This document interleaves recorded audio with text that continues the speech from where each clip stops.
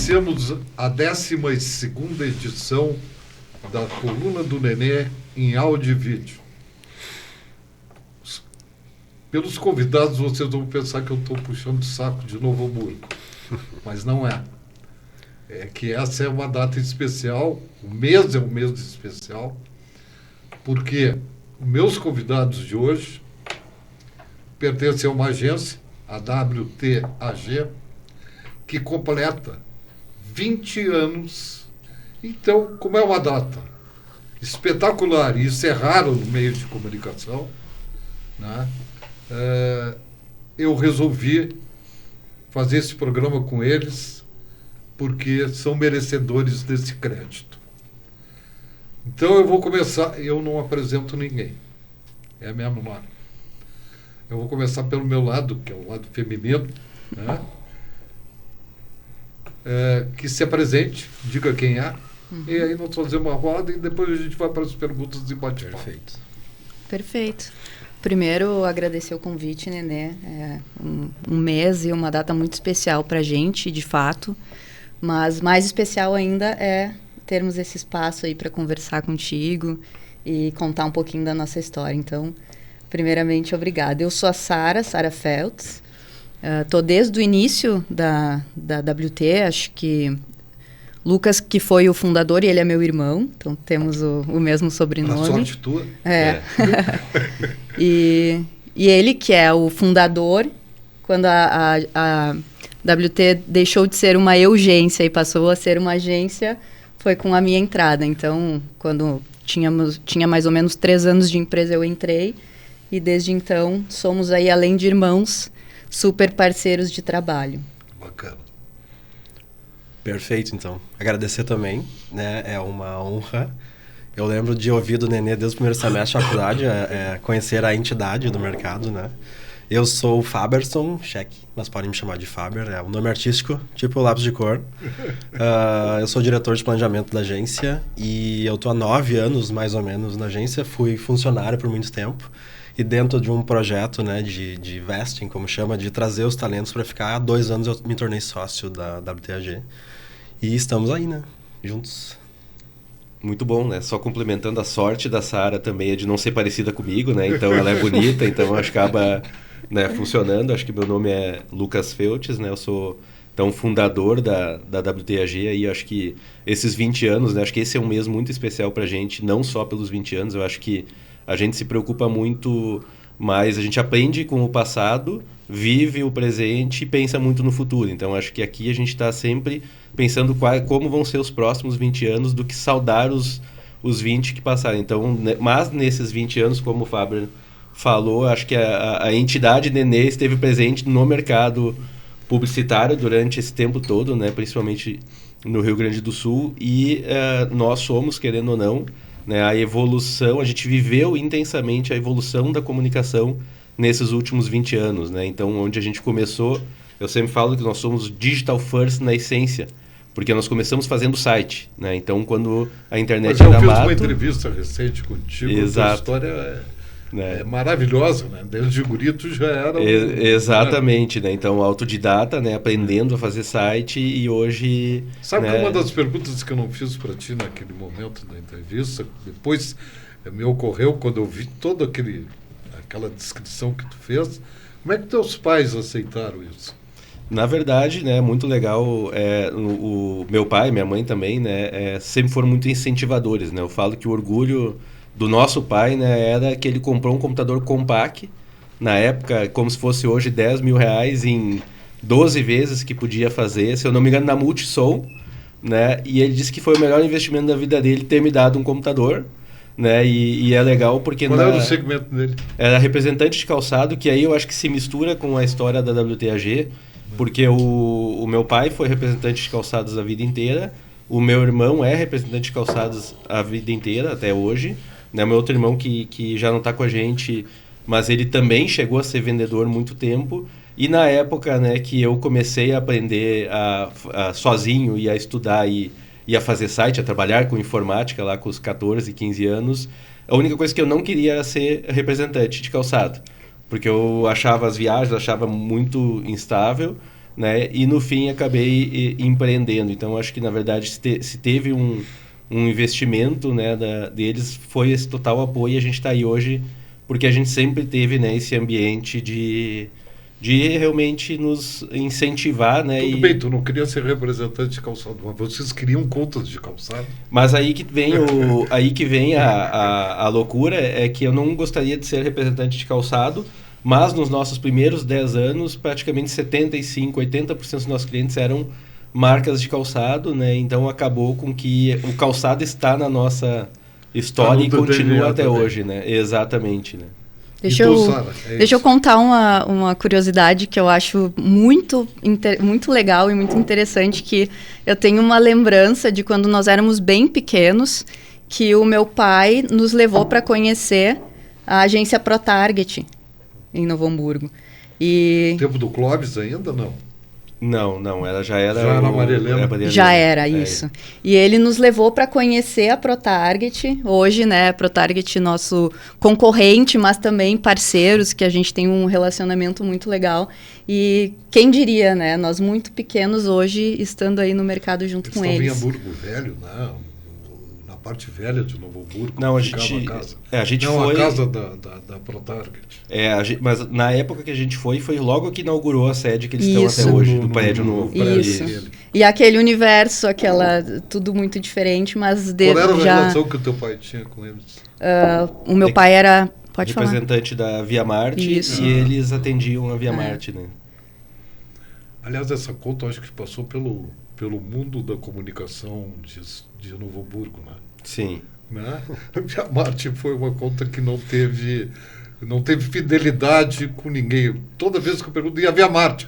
Agora está com não sei quem. Agora está com... Mas não, Nenê, eles estão, por exemplo, né, hoje a Via Marte é um cliente, um parceiro muito importante da WTAG também. Então, é isso que eu queria ouvir. Né, nós somos, né, responsáveis hoje pela comunicação digital, então pela gestão de redes sociais e conteúdo, né, da Via Marte, e também responsável pelo marketing de performance. Então, né, a gente fala muito que nós tratamos o e-commerce da Via Marte como a flagship da marca, e eles estão há, se eu não me engano, mais de 15 anos com o RBA. Exato. Na conta off. Então, assim, e tem uma como é que chama? A gente tem uma convivência, né, e cada um faz a sua parte e acaba trazendo junto. Então, acho que na verdade, ela mudou poucas vezes, né? Se a gente for olhar, porque ela ficou muito tempo com a ProTarget, né? Acho que mudou rapidamente ali e depois foi para RBA, né? E me diz uma coisa, tu é responsável pelo conteúdo, ele é responsável pelo planejamento.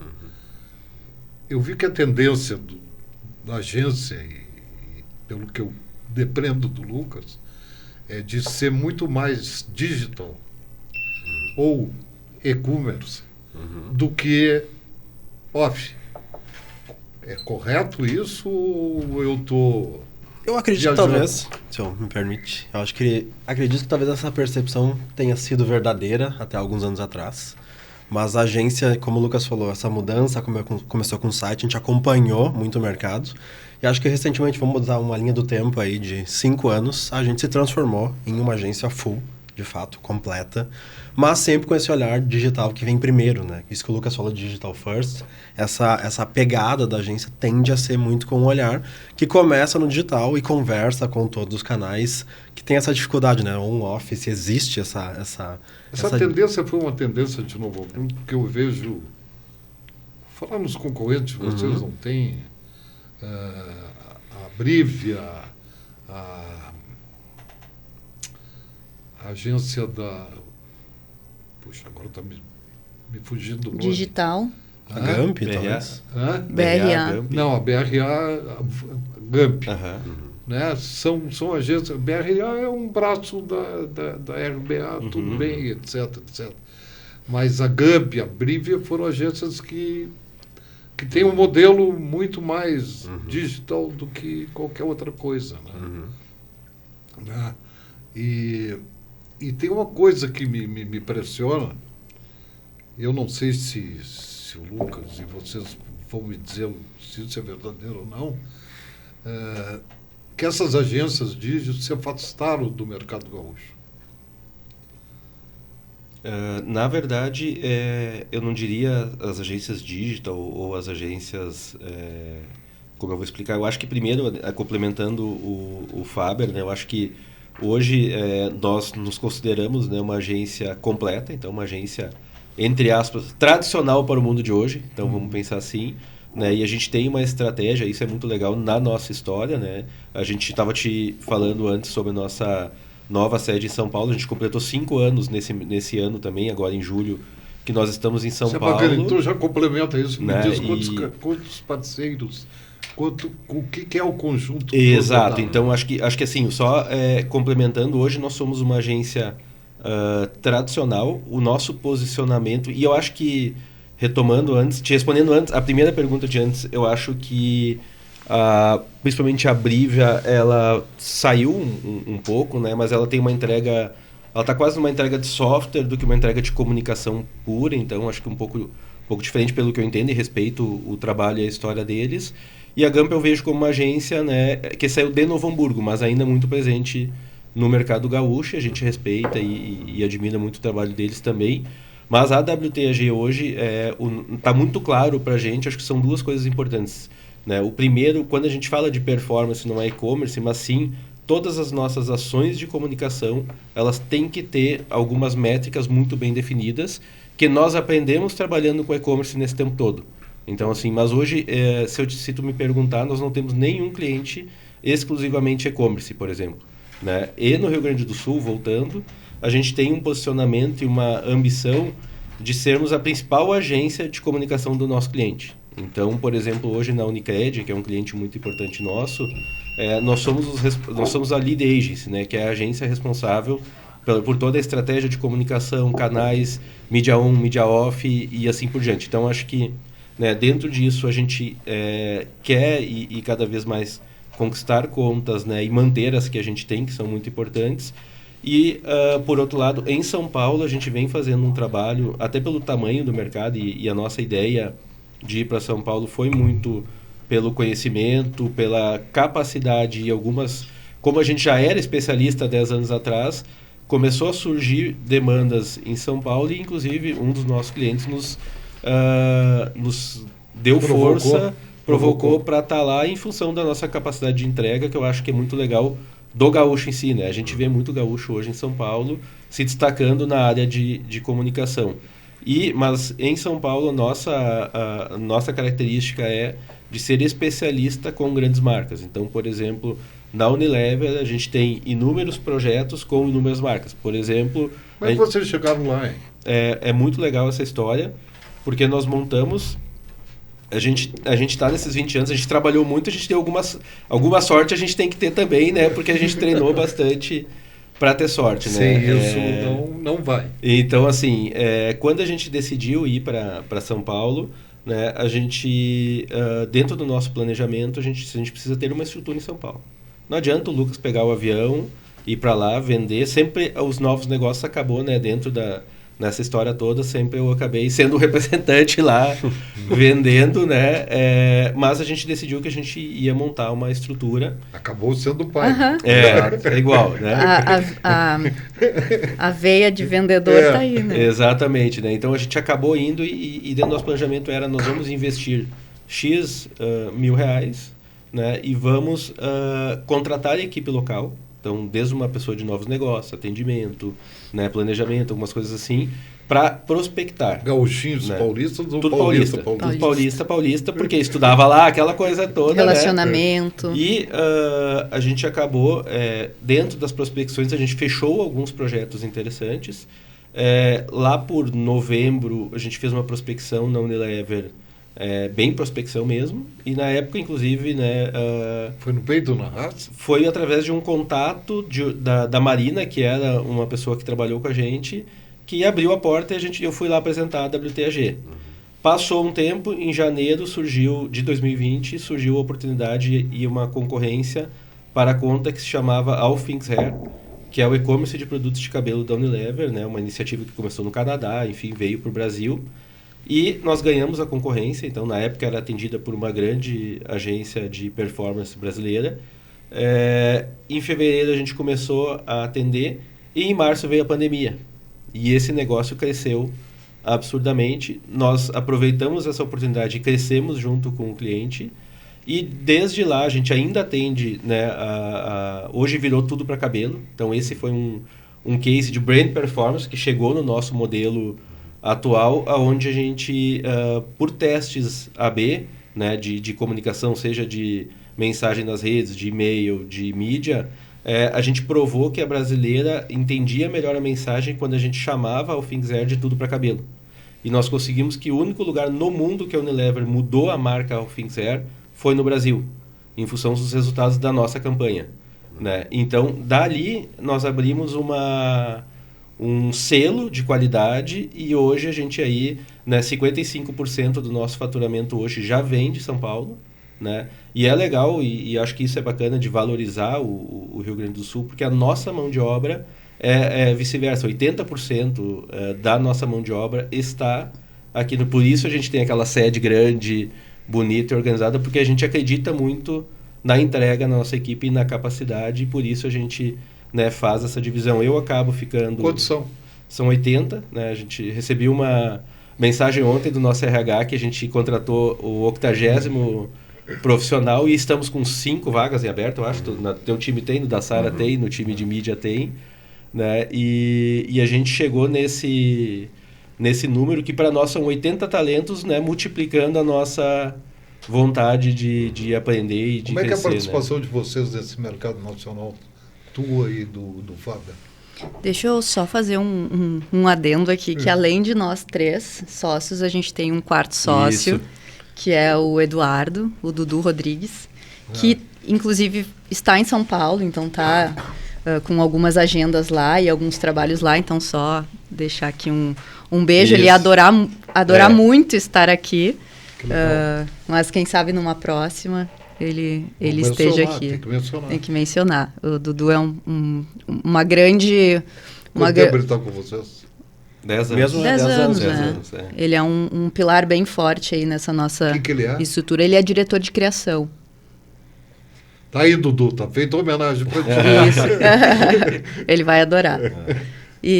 Mas eu fico mais, por característica, por formato de trabalho, eu fico mais dentro da agência. Sempre o Lucas teve mais, né, a característica de abrir negócios, de ter os relacionamentos. Eu já sou mais de ter relacionamentos internos com a equipe, com o cliente, bastidores. Eu atuo mais nos bastidores e sempre foi assim.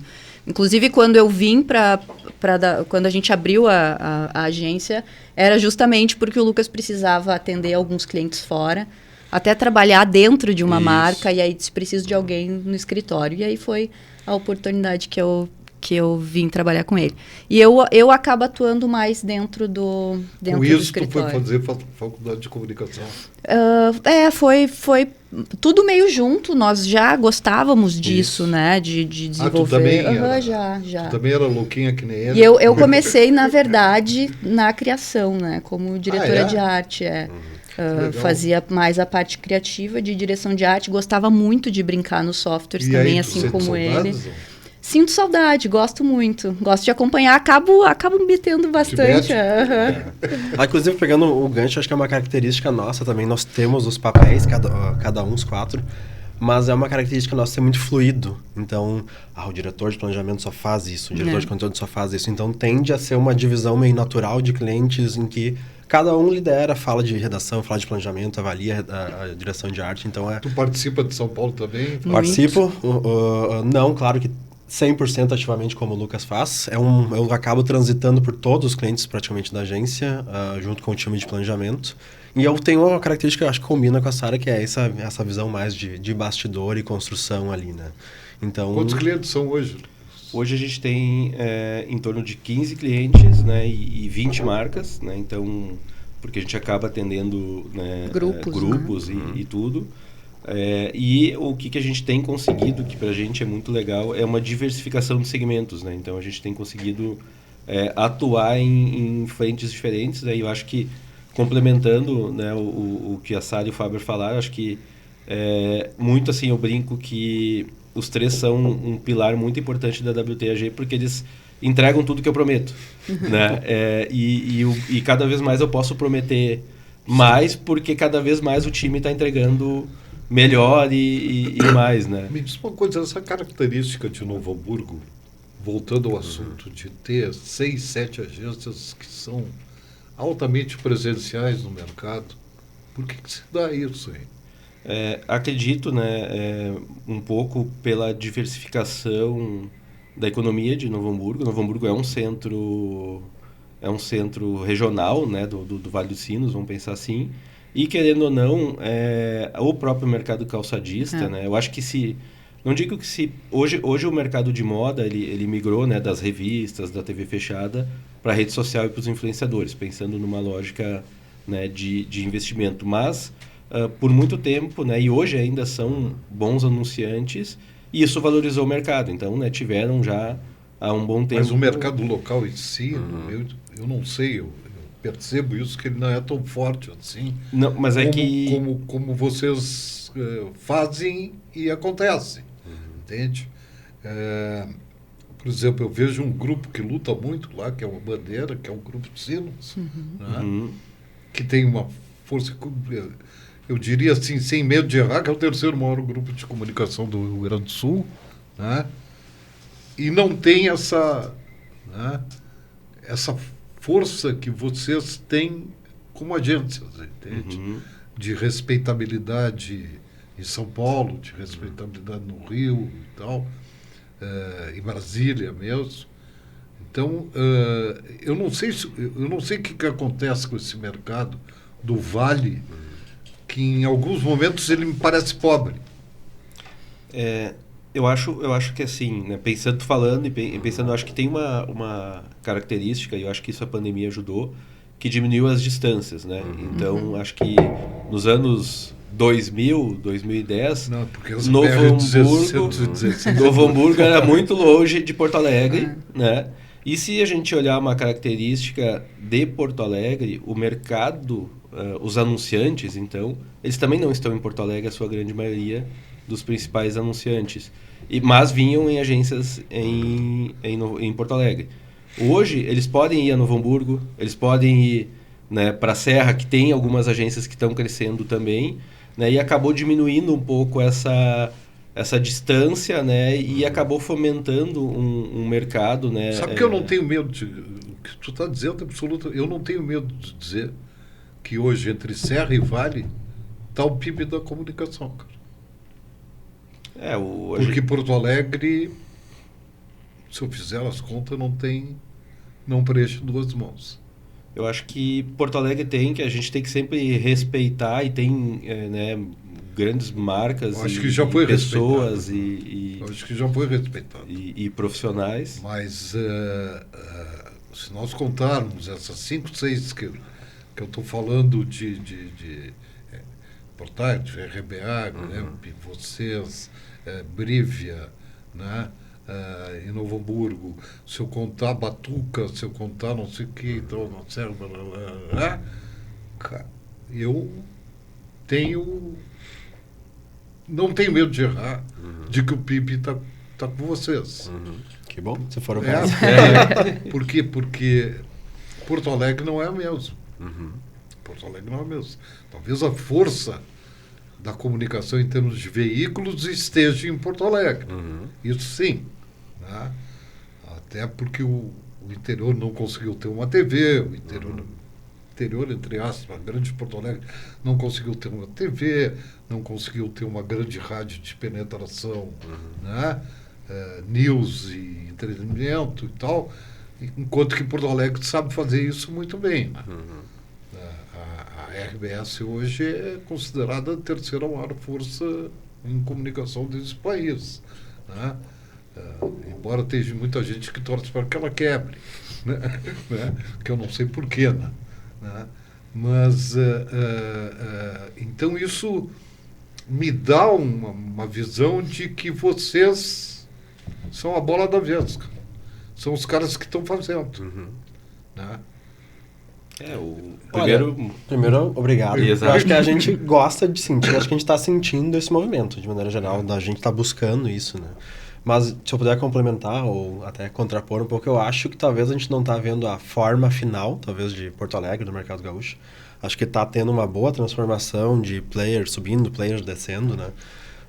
E eu acho que a gente vem sim num movimento. E voltando acho que ao ponto de Novo Hamburgo, eu acho que apesar da globalização, do mais fácil se conectar e tudo isso, eu acho que a cultura local ainda importa, de certa forma. Então, tem uma conexão com a cultura local, Porto Alegre tem a sua, eu acho que a gente está tentando fazer é talvez, não revolucionar, mas transcender um pouco isso e tentar conversar com mais mercados. Eu te diria o seguinte, né, Fábio, de que eu sempre lutei contra essa coisa da globalização, sabe? Uhum. E hoje até nós participamos de um encontro em que alguém nos contou que a Alibaba, né, que é um dos maiores e-commerce deste mundo, né, está procurando linguagem local. Uhum. Bergamota se chama Bergamota no Rio Grande do Sul, Mexerica em Curitiba, Tangerina não sei aonde, e vou me comunicar dessa forma com a coisa, né? Então, o que eu sinto é que a notícia da China, né, não é melhor que a notícia da esquina. Entendeu? Entendi. A notícia da esquina é que é valorizada, né? Eu sempre disse que o mercado local tem que ser valorizado primeiro. Porque hoje, então, que vocês que lidam com redes sociais, que lidam com internet, que fazem acontecer nisso, sabem que morreu Papa, assim, em 10 segundos todos os celulares do mundo estão sabendo que o Papa. Entende? Agora, se no barzinho lá da esquina de Novo Hamburgo acontece pouca gente sabe. Né? Então, eu acho que os veículos locais tinham que fazer esse papel. Né? Tinham que olhar para esse lado muito mais localista do que, né, de Estado, país, não sei o que, internacional, quando não tem. A população está carente de notícias nossas. É que absolutamente carente. Né? Os caras se queixam de que, por exemplo, a Gaúcha é muito grenalista, mas é a forma que ela encontrou de motivar 10 milhões de pessoas. Né? Em compensação, tu tem uma rádio em Novo Hamburgo que não prestigia o Novo Hamburgo. Tu tem uma rádio de São Leopoldo que não prestigia o Aimoré. Né? Por que isso? Até as rádios de Caxias não prestigiam o Juventude nem o Caxias. Quando são forças que... Né? E aí a população não vai, etc, e fica. Mas, ô Nenê, acho que te complementando, e não tem afirmação certa ou errada, não, né? Não tem, eu estou aqui também... Mas eu acho que essa discussão a gente vai, né, da notícia, eu acho que ela serve para as marcas também, né? Então, o que o consumidor quer, né? O que o leitor quer? Ele quer notícia inédita. Então é o seguinte, o Papa morreu, a Globo vai falar. Sim. Certo? O jornal da minha cidade, do meu bairro, ele não precisa falar isso. Ele tem que falar notícia inédita, é que o Nenê foi promovido, sim, né, na cidade dele, no bar XYZ. Isso acaba acontecendo para as marcas também, né? Então eu tentei puxar exemplos de clientes e do nosso trabalho, mas eu acho que tem 3 exemplos aqui que são muito legais e contam um pouco do que a gente faz, né? O primeiro exemplo é uma marca, né, a Vicenza, que é uma marca de calçados feminino premium e autoral. Então, quando a gente fala premium, é um sapato de 500 a 1.500 reais, com um estilo único e uma autenticidade que ela não precisa falar com o Brasil inteiro, né? Nós trabalhamos com eles, né? A gente trabalha com eles há 9 anos praticamente, então a nossa história se confunde com a deles, e a gente tem um nicho específico de consumidoras que querem isso. E tem mais a grande maioria do Brasil, das brasileiras que não querem aquilo, ou não tem condições, ou não sabem, ou não dão valor nisso. Então, acho que ela é inédita para o público dela. Então, acho que... E hoje, né, e o resultado disso é que ela foi adquirida pelo Grupo Arezzo agora no início do ano por alguns milhões de reais e está fazendo um trabalho maior ainda. Meu amigo Birman. Exatamente, né? Grande comprador. E, né, e eu acho que tem mais 2 exemplos que são muito legais dentro disso, né? Do inédito, do diferente. Outro cliente que é muito importante nosso, que é a Unicred, né? Que é a cooperativa de crédito premium voltada para a área da saúde. Ela não precisa ter 5 milhões de clientes, né? Ela tem 350 mil, mais de 350 mil cooperados e ela resolve o problema financeiro de pessoas da área da saúde. E ela entende disso. E ela é muito bem no Brasil inteiro. Então, eu acho que o que precisa e o que o local tem que enxergar é de tu ter esse ineditismo. Eu quero ver notícia nova. Eu não quero ver coisa que já foi... Porque eu vou num feed hoje, eu acabo vendo 4, 5 notícias da mesma coisa, né? Com informação... Vocês já viram as rádio news? É impressionante. Exatamente, né? Então... Começa às 7 da manhã, às 10 da manhã está repetindo, às 11 da Mas manhã agora, né, por exemplo, né, eu também, se eu sou uma consumidora, pegar o exemplo do calçado lá que sempre acaba chegando, não adianta eu ver 5, 6 sapatos iguais com o mesmo preço, que não vai ser mais novidade para o consumidor. Tiveram marcas premiums. Vou arriscar. Que tentaram ser lojistas e não conseguiram. Na verdade... Calçadista, né? Sim, na verdade, assim... Que quebraram a cara, né? Eu não quero falar em marca até porque não é bom. Mas eu acho, Nenê, que a gente tem... Isso é uma coisa boa do mercado. Eu acho que a gente tem mais exemplos positivos do que exemplos negativos na história, né, recente aí dos mercados. Eu acho que, né, são... primeiro, né, eu acho que nós somos na NRF, né, Faber... eu já estou na 3ª ou na 4ª porque a gente está totalmente ligado à venda com a comunicação. No fim do dia, né, se o nosso cliente está vendendo, o layout é bonito. Se ele não está vendendo, o layout começa a ficar feio, né? O texto não fica bom, aquela coisa toda. Mas o que acaba acontecendo? Eu dominar o varejo é uma forma de eu conhecer melhor o meu cliente, né? E de eu mostrar a marca do jeito que eu imagino que ela possa ser. Só que, qual é a diferença aqui? É de que não é um negócio de indústria. O varejo é um negócio de varejo.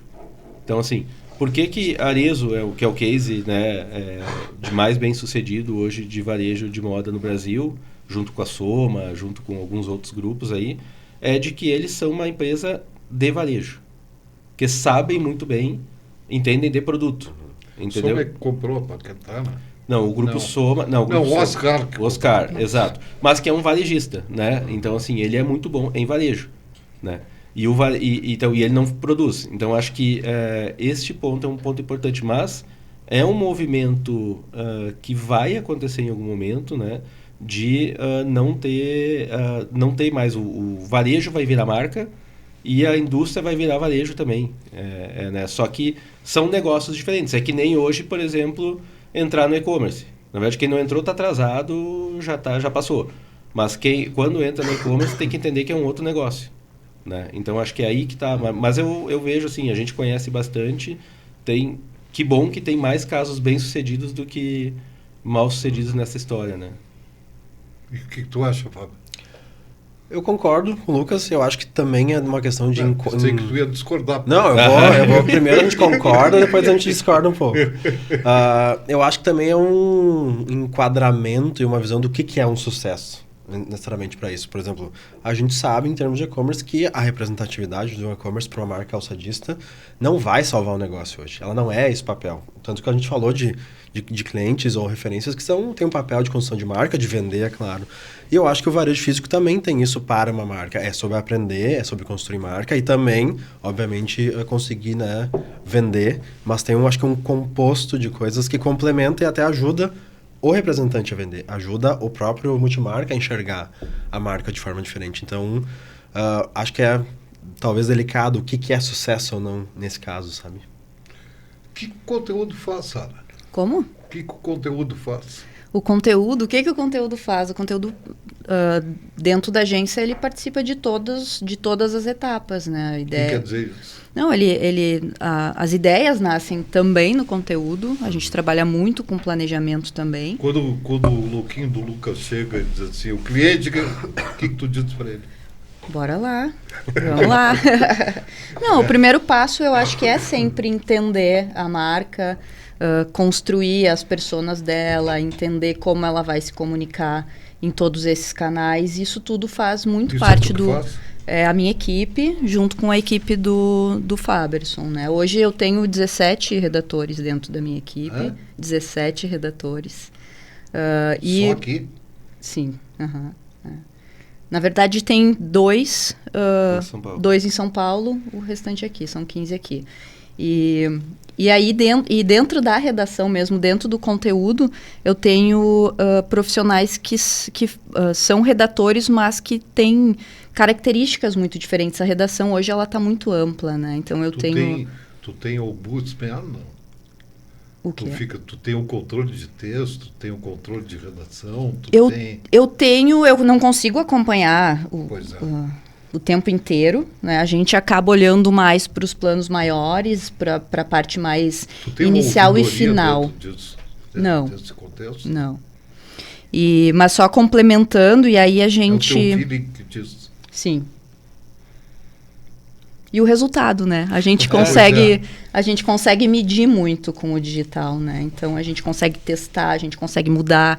A dinamicidade que o digital trouxe para o conteúdo também é muito legal. Mas só complementando, eu tenho características diferentes dentro do conteúdo. Eu tenho um redator que tem uma cabeça, um texto mais offline, né, que é mais tradicional, que pensa mais nas campanhas, nos roteiros.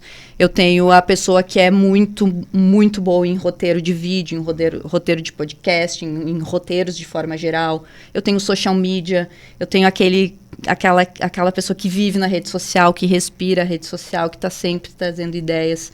Então, o perfil do profissional de conteúdo hoje, ele é muito amplo. Né? Deixa eu te perguntar uma coisa. Essa agilidade não é também ruim? É enlouquecedora. Hein? É enlouquecedora, mas eu acho que é aí que está que é o que eu acho mais legal, que são as características... Como é que tu diz pro cliente? Vamos mudar. Vamos mudar? O caminho está errado. Assim mesmo. Mas tu deu o caminho. Mas tu deu o caminho. Assim mesmo. Assim mesmo. Assim mesmo. A gente sempre fala, né, que um dos nossos valores, que acho que nos trouxeram até aqui, é a transparência.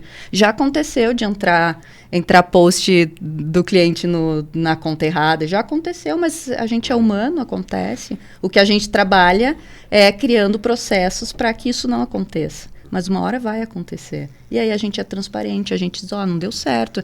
Sabe que tu falou uma coisa agora, a gente é humano. É. Será que está sumindo isso? Não, de forma nenhuma. Ei, Não. jura? Juro, não temos esse medo. Pelo contrário, a gente brinca que com a inteligência artificial a gente ganhou mais estagiários, né? Porque ela nos ajuda, ela nos complementa. Mas o fator humano e a criatividade, ela não vai ser... Sabe que eu escrevia antes as minhas opiniões espontaneamente. E aí eu resolvi ir para o chat. Uhum. Para buscar, quero escrever sobre a Sara. Aí me dá lá e eu vou embora. E eu resolvi dizer isso. Me puxaram. Não é mais da tua opinião. Agora tu está... Digo, não estou copiando. Não. Eu estou me informando. Uhum. Eu quero escrever sobre a Sara e eu tenho que saber quem é a Sara. Né? Claro que eu tenho informações minhas. A Sara nasceu em 1925, está tudo bem, mas isso não é o suficiente. Eu preciso saber mais da Sara. Aí, quando eu disse que eu estava procurando, não vou te ler mais. Não, ele é um facilitador, né? Mas eu acho que isso, né, Nenê, acho que até complementando a Sara e falando de fora, né, do meio do turbilhão que ela vive, né, porque o conteúdo ele não deixa de ser, e ele é, né, a base é a rede social. E eu acho que a grande vantagem, né, da comunicação hoje, e ao mesmo tempo ela fica mais difícil, é que a gente ouve muito o consumidor. Então, assim, o teu retorno ele é espontâneo. E o que eu acho que são duas coisas que a gente fala muito, né? Por exemplo, daí o Faber e a Sara têm uma participação importante, que a gente tem tudo muito planejado. Então, né, a gente chama de social branding, né? Que é como a gente vai se comportar como marca nas redes sociais. Para quê? para se acontecer algo inédito e a gente precisa ser muito rápido, já está pré-definido. Então a gente tem tempo de pensar rápido lá na agência. E a outra coisa, né, que eu acredito, tem aquela frase, né, de que eu acredito em Deus, para todas as outras tem dados, né? E a gente tem um combinado com praticamente todos os clientes que estão testemunha aí, né? Vou citar nomes, né, para ninguém ficar com ciúme, mas a gente tem um combinado com todos os clientes que a gente pode testar, né? A gente pode errar rápido, mas tem que consertar mais rápido ainda. Exato. Né? Então, porque hoje a gente está numa era do MVP, né? Então, o mínimo viável possível, que é a linguagem da startup. Então, a gente testa muito e a gente só procura, né, de novo, acertar mais do que errar. Né? E acerta grande e erra pequeno. Né? Então, acho que isso é importante dentro da nossa lógica. Quem cai é o cara de sucesso, cara. Exato. Né? Não é o, sabe, o bambambam. O cara que caiu, o cara que escorrega e tal, esse é o cara de sucesso. Não é o cara, tudo que eu faço deu certo. Como tudo que eu faço deu certo? E a gente Não acaba... existe. Assim que a gente aprende, né? Claro. Eu acho que tem uma característica também da agência que vem do Lucas, que é ele se tornou um publicitário. O Lucas é um empreendedor. Então, Isso. primeiro, essa mentalidade de fazer errar e consertar vem dessa cultura, né? Diz uma coisa, vocês têm como exigência que a equipe de vocês fale inglês? Como exigência, não. Mas a gente, obviamente, coloca na entrevista, sim? A gente pergunta, mas não é uma exigência. Acho que vamos ser transparentes, Sim, claro. não é uma exigência. Eu acho que tem outras coisas em relação a isso que é também a gente, acho que conseguir também incorporar pessoas de outros cenários. Nem todo mundo teve a mesma trajetória, nem todo mundo conseguiu, que nem a gente estava conversando rapidamente antes, estudar na SPM de cara, como eu fiz ali. Então, acho que tem cenários diferentes que vale a gente incorporar e treinar as pessoas e dar subsídio, né, para elas aprenderem. Até porque a terminologia hoje, quase toda é em inglês. Exato, sim. E se o cara não souber... A gente, em alguns casos, quando a gente monta times para atender determinadas contas, onde de fato o inglês é essencial, né? Vai ter que defender uma campanha em inglês ou vai ter que apresentar um relatório.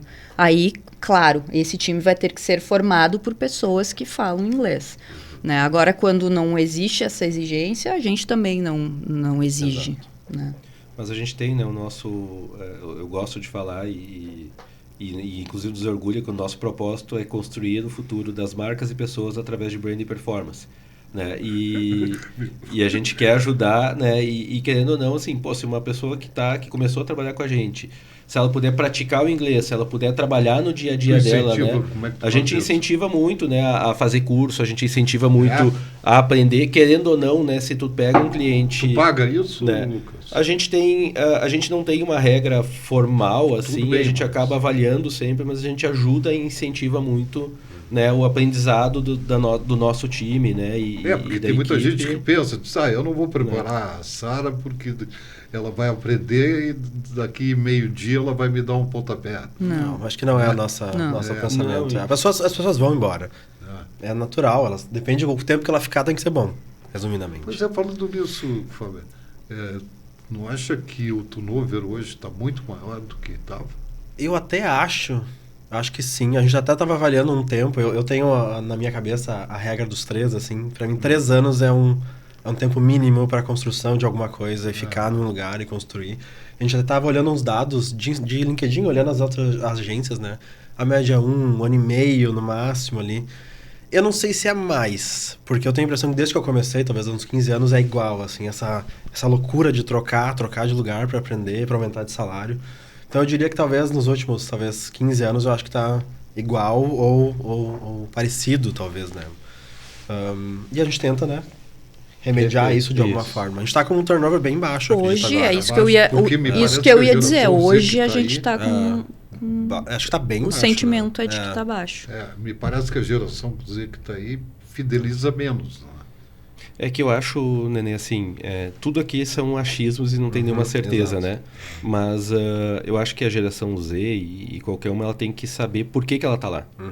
Então, assim, a gente normalmente, né, nós como empresa, não vou dizer como agência, porque serve para qualquer negócio, quando a pessoa não sabe mais por que ela está lá na na empresa que ela está trabalhando, todos os dias dela lá, ela está trocando o tempo dela por dinheiro, automaticamente ela não... ela perde o sentido, tu entendeu? Horror. Então agora no momento que é legal, né? Pô, eu estou construindo algo, estou fazendo, pô, olha que bacana. Né? É o que a gente fala de quando eu brinco que eu chego feliz que fechamos um projeto. Eles se olham e dizem, meu Deus, como é que nós vamos entregar? Mas primeiro a gente fica feliz que a gente fechou aquele cliente novo e todo mundo fica feliz que tem um novo desafio dentro da nossa... dentro de casa, né? Então se eu olhar e dizer, pô, veio esse trabalho aqui, pá, que ruim, tem mais um trabalho para entregar, então isso já é um problema, entendeu? Eu acho que é isso que acaba fazendo, né, com que a pessoa muitas vezes não fica, né?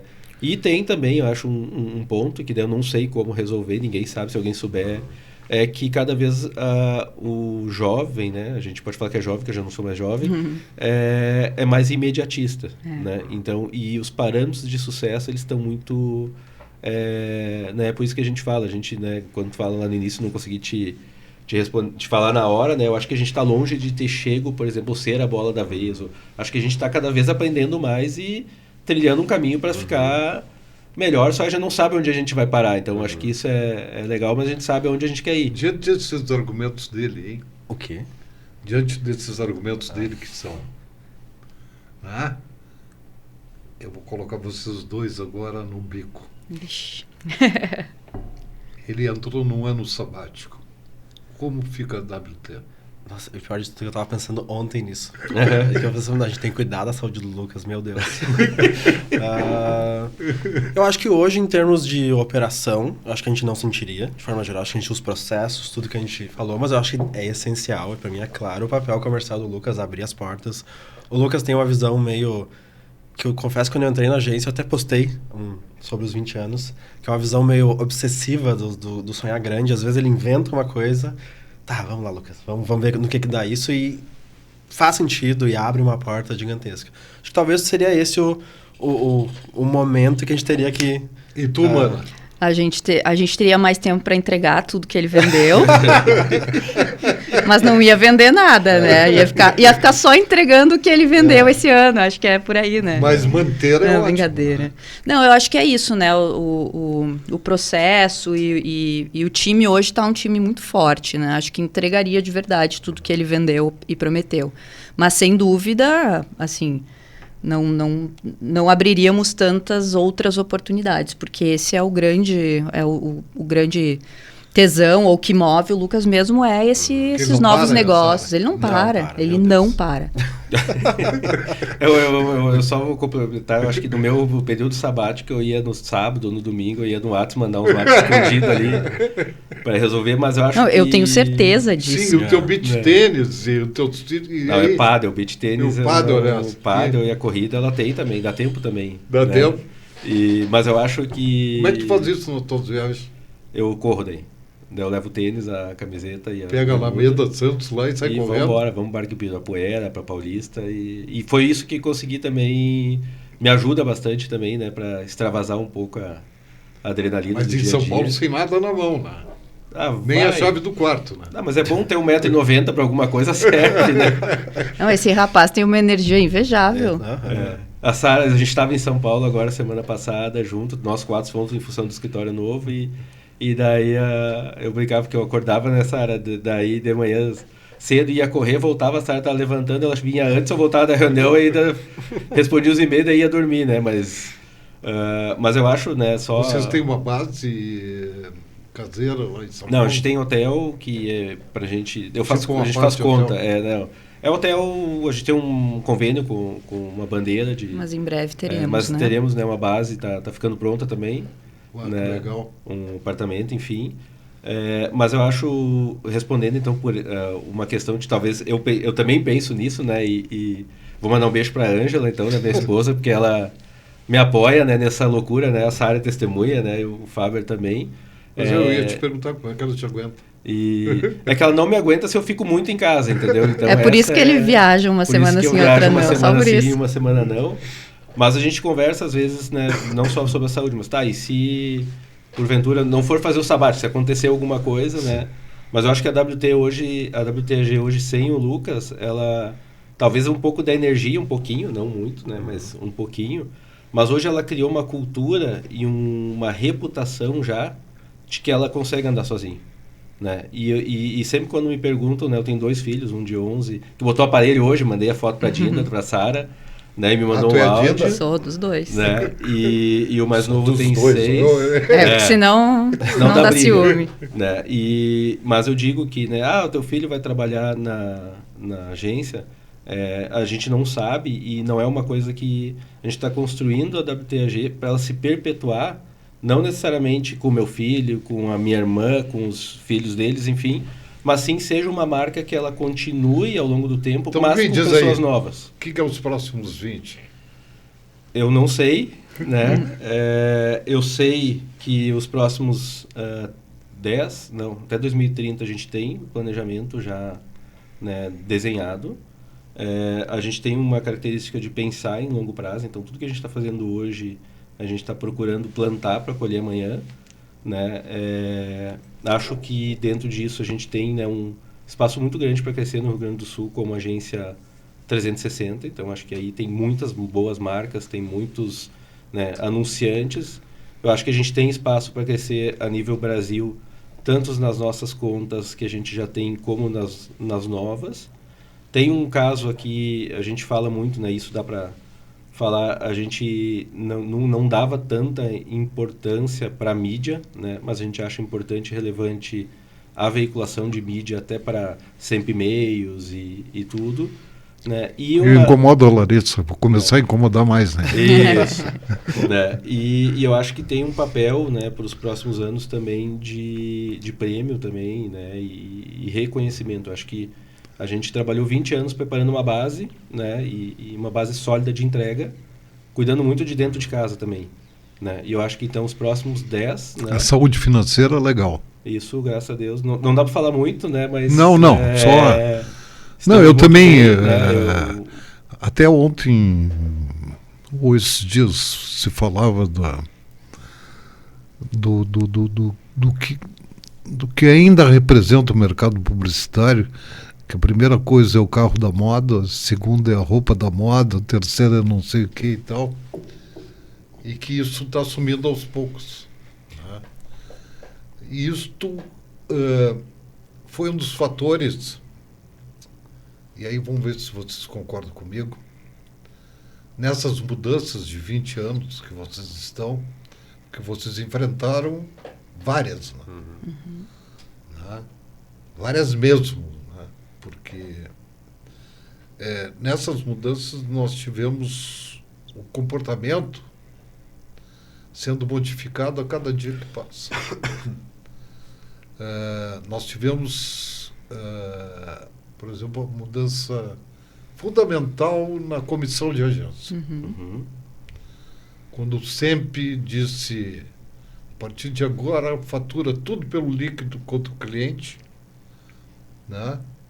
E a agência fatura os 20%. Aí, quando o cliente começou a receber a fatura dos 20%, ele disse assim, opa, os caras estão ganhando 20%, estão ganhando 20 mil. Eu fiz uma campanha para ganhar 10 mil e eles ganharam 20 mil. Não pode. Está tudo errado. Aí, além disso, o SEMP botou que tinha mais um bebê na parada. Aí o cliente disse assim, cara, sou eu que pago toda a conta. E tem mais 20, e tem mais 15, tem mais não sei o quê. O que é isso? E, ao mesmo tempo, graças a Deus que eu estou falando com a Sara e com o Fábio, o talento foi jogado fora. O conteúdo foi jogado fora. O planejamento foi jogado fora. A estratégia foi jogada fora para ganhar 20, mais 15, mais 30 sobre mídia. E isso tirou o crédito das agências. E essas mudanças que fazem que surjam novas, como vocês. Porque 20 é pouco, mas é muito. Diante de toda a transformação que passou o mercado. Vocês veem, e tu sabe muito, a Lucas é um pouco mais velho que vocês, quantas agências Porto Alegre teve que foram símbolos Brasil? Eu vou dizer uma, a MPM. Foi a maior agência desse país. Cadê? Onde foi? E aí eu começo a falar em mais delas. Todas as filiais das matrizes das grandes agências multinacionais estiveram aqui. E aí por isso que eu falo que Porto Alegre também não é mais. Né? Estiveram aqui, baixaram aqui. Não é? Olha a cobiça por uma Tramontina, cobiça por uma Renner, cobiça por uma Via Marcha, por uma Bibi. Cara, eles baixavam aqui com uma força incrível. Olímpicos, Grandene, né? Seu Nizam baixando aqui com toda a força, não sei o quê, com todas as pompas, picadilhos e não sei o quê e tal. Onde que parou isso? Né? Ao mesmo tempo fortificou uma coisa. Por isso que eu acho que vocês estão fazendo é legal e eu fico contente. As in-house crescem cada vez mais.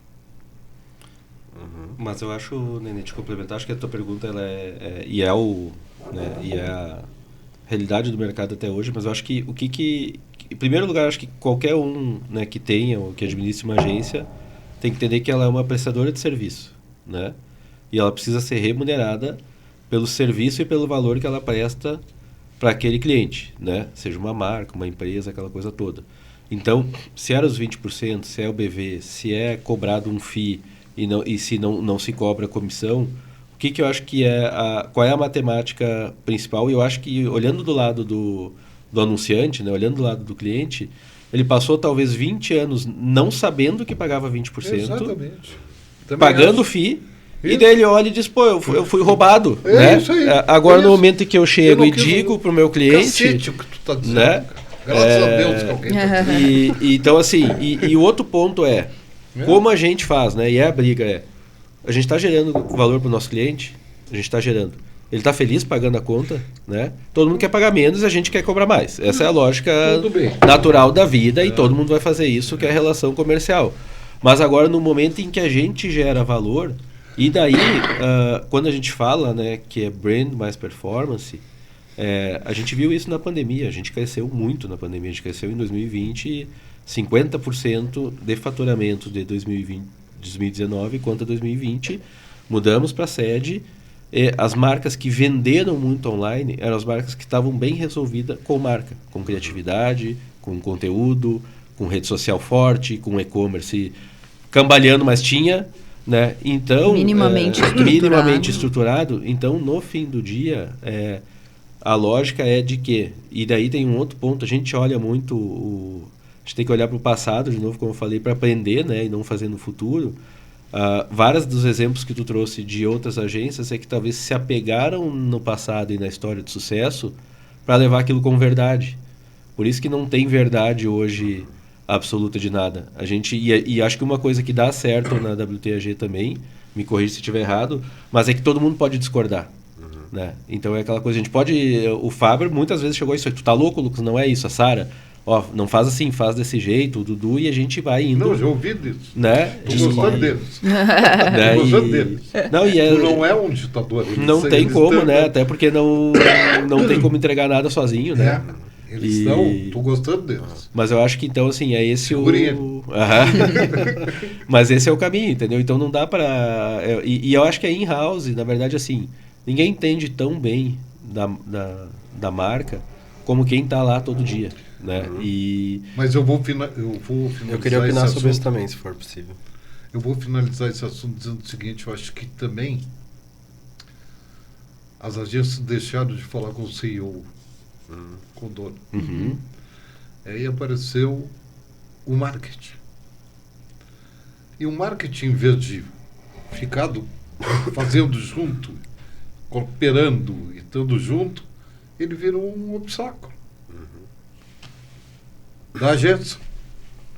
Tá? Ele não é um participante, ele pensa que a agência está ali para... Não. Então, esse diálogo entre o CEO, o dono da agência, o dono do anunciante e a agência, eu acho que está sendo interrompido.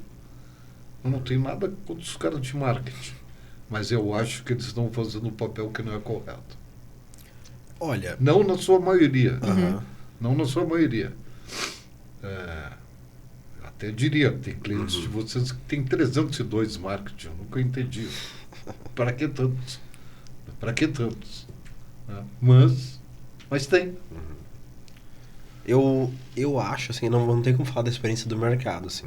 Mas eu vou pegar o in-house e quero conectar com outras coisas. Na nossa experiência, a gente tende a ser uma agência mais jogar junto. Eu acho que a gente tentou desconstruir intencionalmente essa ideia do publicitários que chegam com a grande ideia. Tentar, tem que ter.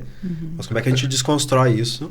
E essa coisa do jogar junto, muitos dos nossos clientes têm in-house e tudo bem. Como é que a gente se complementa e se divide quem faz o quê? E mesmo essa parceria até com outras agências. Também essa desconstrução de nós somos aqui, nós somos ali. Em São Paulo, especialmente, a gente tem, não vamos citar, mas vários parceiros de agências. Está proibido de citar. Não, eu sei, não posso. Então, eu vejo assim, ó, nossa realidade hoje é muito de igual para igual, jogar junto. E só, Fábio, eu acho que isso eu estava pensando enquanto o Nenê falava. Nossa história como uma agência primeiro de desenvolvimento de site, depois como a agência digital que faz redes sociais, a agência que faz a parte digital. A gente sempre teve que trabalhar quando a gente não fazia a campanha, quando a gente não fazia o filme, quando a gente não era uma agência 360, a gente sempre teve que trabalhar junto. Então, isso, desde que nós nascemos... Gosta desse termo 360? Sabe por que eu não gosto? Não. Porque o 360 faz tudo voltar para o mesmo ponto. É verdade.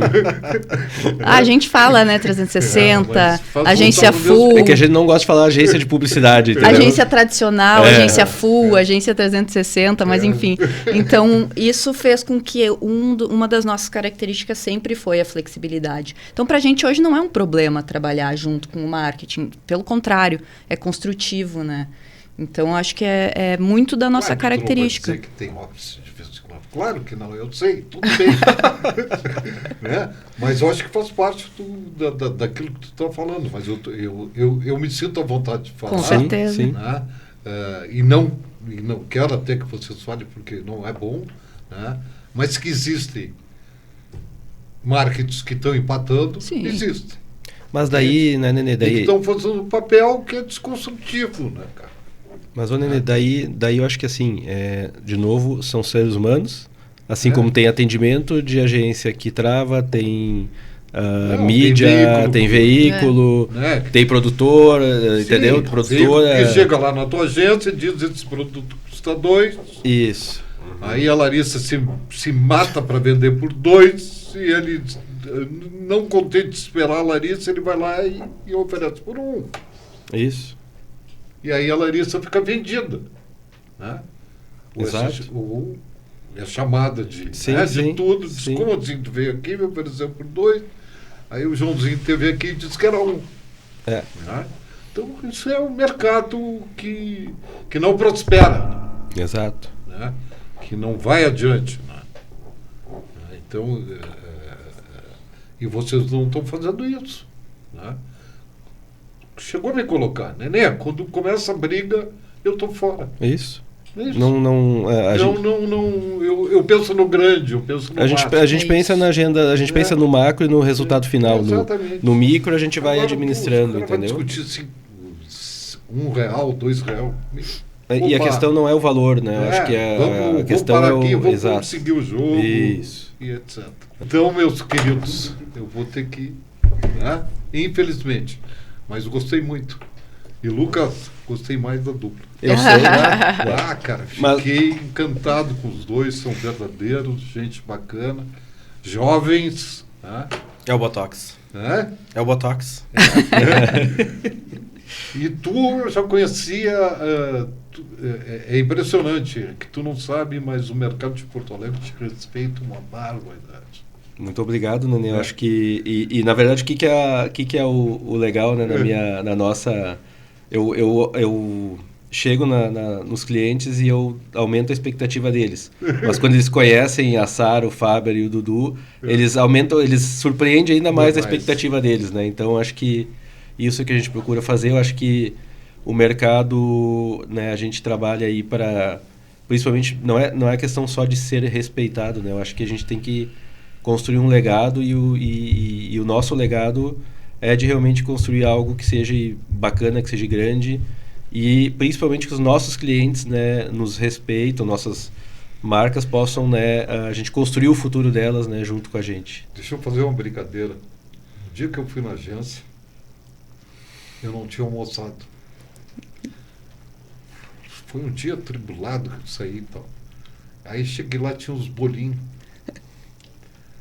veganos, sem glúten. E eu disse para a Larissa, ela me disse, tinha alguém de aniversário, eu não sei quem tinha.